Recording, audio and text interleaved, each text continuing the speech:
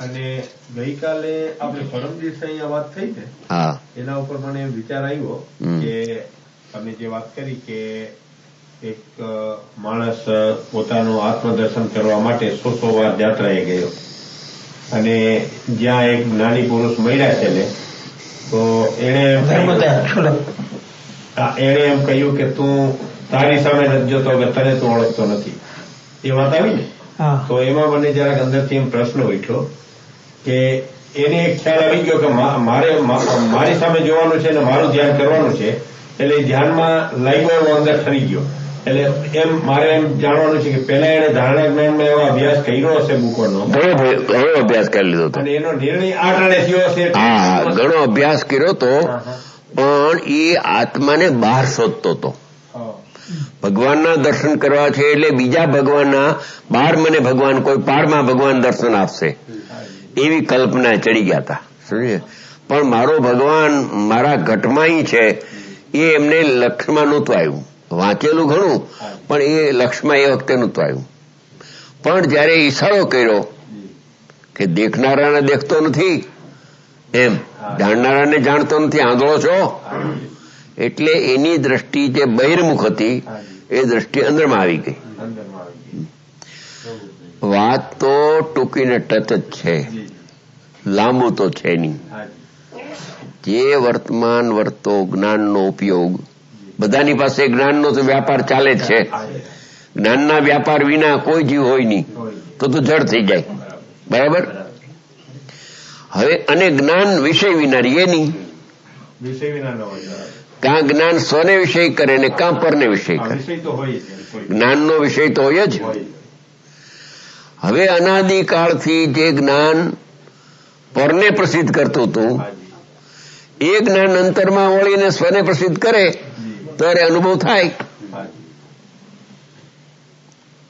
એટલે મારો આશય એમ હતો કે સાધારણ આ વિષયને એકાગ્રતા કરવા માટે અમુક સાધારણ પડખાનું જ્ઞાન જોઈએ, એટલે બહુ વિશેષ શાસ્ત્રો વધારે અધિક અભ્યાસ કે વધારે એટલું બધું યાદ રાખવાની કોઈ જરૂર નહીં છે. મુખ્ય વાતને સમજી લેવા. જો તમારી શક્તિ હોય તો વિશેષ તમે અભ્યાસ કરો. જો તમારો ઉપયોગ જ્યાં ત્યાં ભટકતો હોય તો ઉપયોગને બાંધવા માટે તમે શાસ્ત્રનો અભ્યાસ કરો, વિશેષ અભ્યાસ કરો, 2 કલાક 4 6 કલાક કરો. તમારો ઉપયોગ જો બહાર ભમતો હોય તો. હવે જો તમારો ઉપયોગ બહાર ન ભમતો હોય અને તમારો ઉપયોગ સીધો આત્મામાં આવી જતો હોય તો કઈ અભ્યાસ કરવાની જરૂર નથી. હવે ઉપયોગ આત્મામાં આવતો નથી અને બહારનો અભ્યાસ તમે આ બધો છોડી દો તો પછી પાપની પ્રવૃત્તિ રહેશે.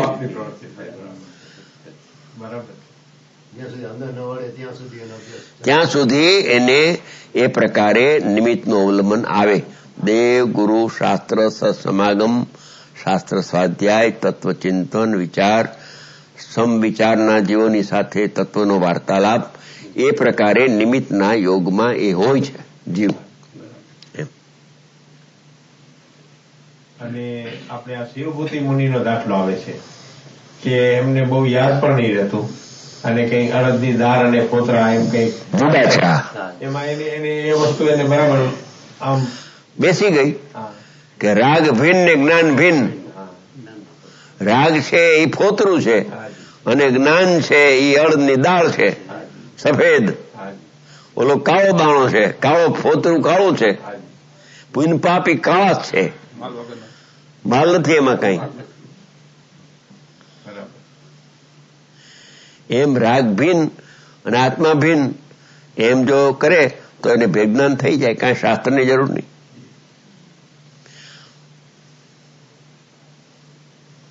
આ તો લાકડા ઘણા ગરી ગયા જ ને, એટલે જુદા જુદા લાકડા ગરી ગયા. લાકડા કાઢવા માટે અનેક પ્રકારનો અભ્યાસ અને ઉપદેશ આપે જ્ઞાનીઓ.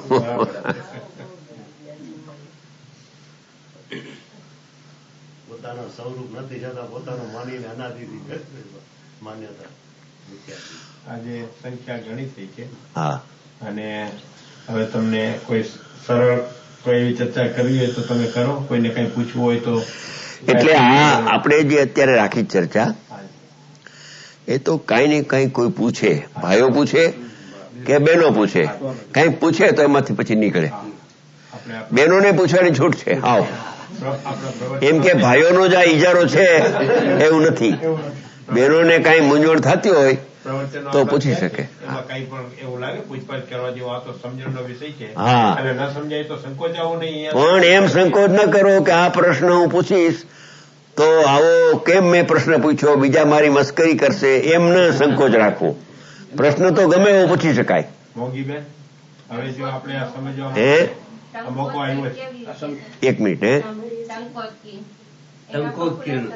ટંકોત્કીર્ણ. આત્માનો સ્વભાવ ટંકોત્કીર્ણ છે. ટંકોત્કીર્ણ એવો અર્થ છે કે જેવી રીતે પ્રતિમાજી છે એને ટાંકણેથી કોતરી હોય, પછી 500 વર્ષ 1000 વર્ષ એવી ને એવી પ્રતિમા રહીએ છે. ટંકોત્કીર્ણ, એમાં કઈ ફેરફાર ન થાય. એ દ્રષ્ટાંત છે, એ તો દ્રષ્ટાંત છે. એમાં આત્મા છે એ અનાદિ અનંત જેવો છે તેવો પરિપૂર્ણ શુદ્ધ છે. જ્ઞાન ને આનંદનો સાગર. એમાં કોઈ પણ પ્રકારની વધઘટ ન થાય એવું ને એવું સ્વરૂપ ત્રણે કાઢીએ.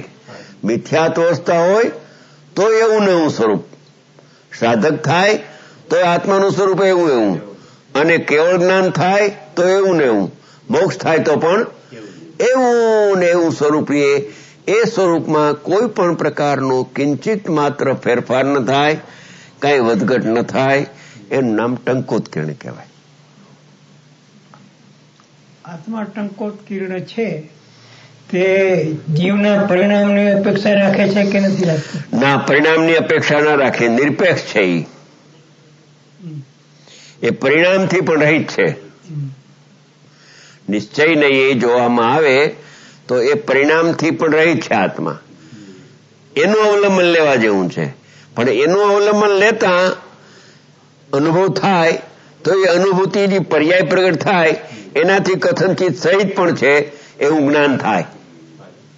એ વ્યવહાર છે. પર્યાયથી રહિત આત્મા છે એમ વિચારવું તે નિશ્ચય નહીં છે, અને પરિણામથી આત્મા કથનચિત સહિત છે એમ વિચારવું તે વ્યવહાર છે.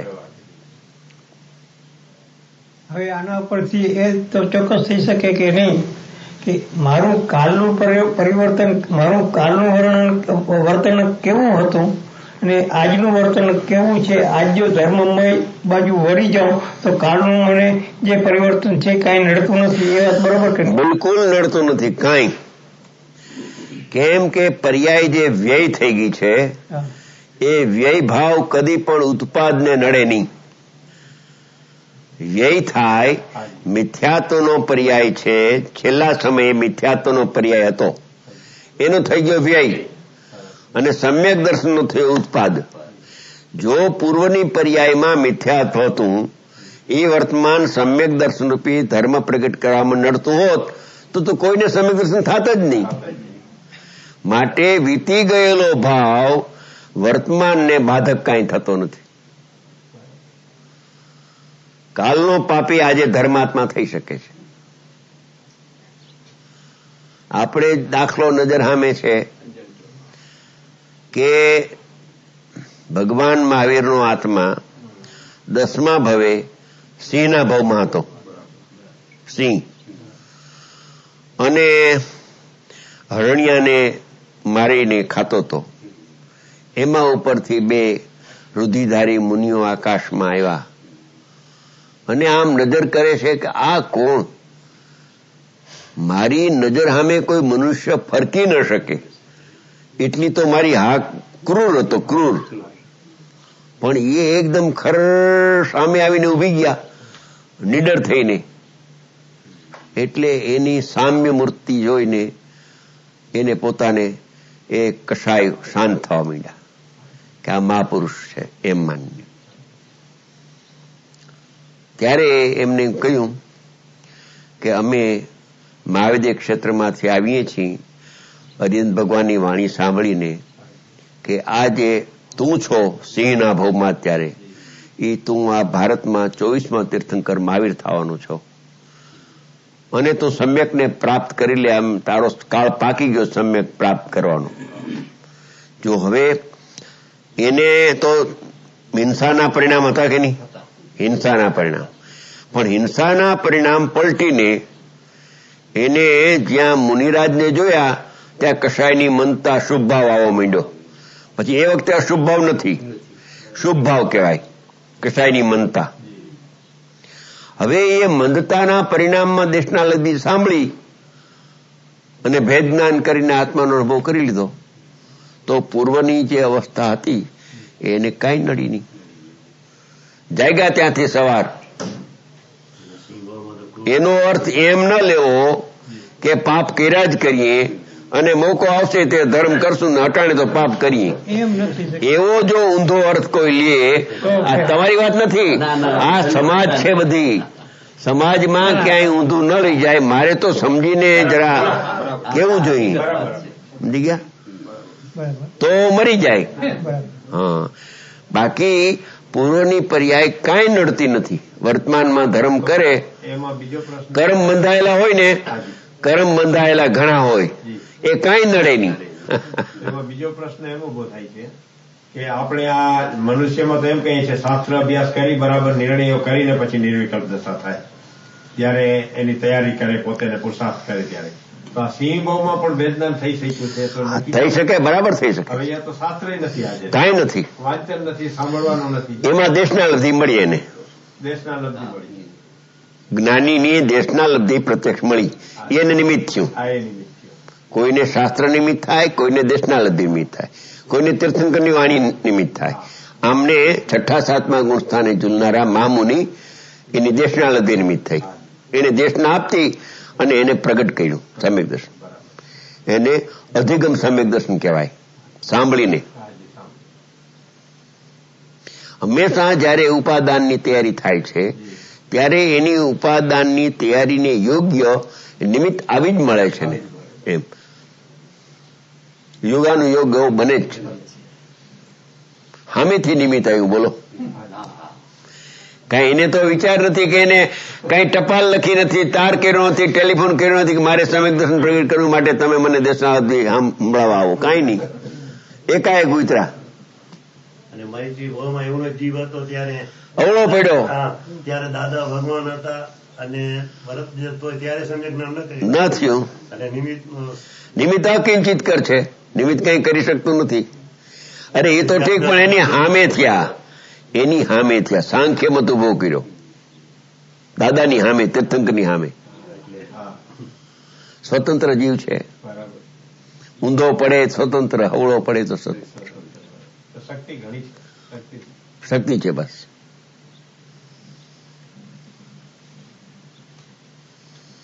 અમારે આ મોંઘીબેન હંસલોમાં અમારા એરિયામાં રહીએ છે.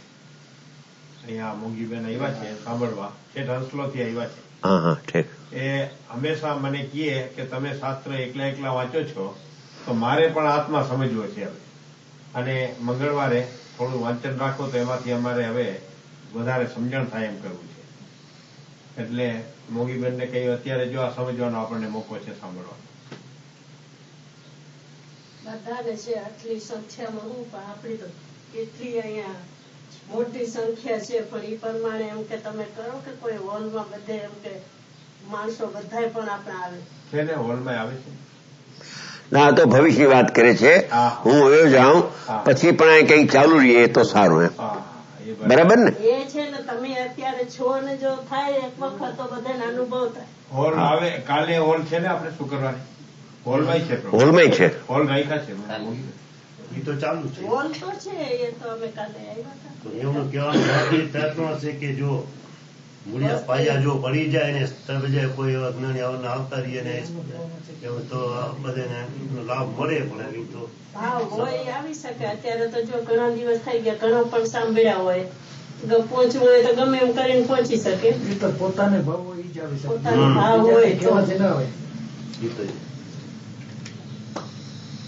બીજા કોઈને કઈ પૂછવું હોય તો કઈ સાંભળેલો.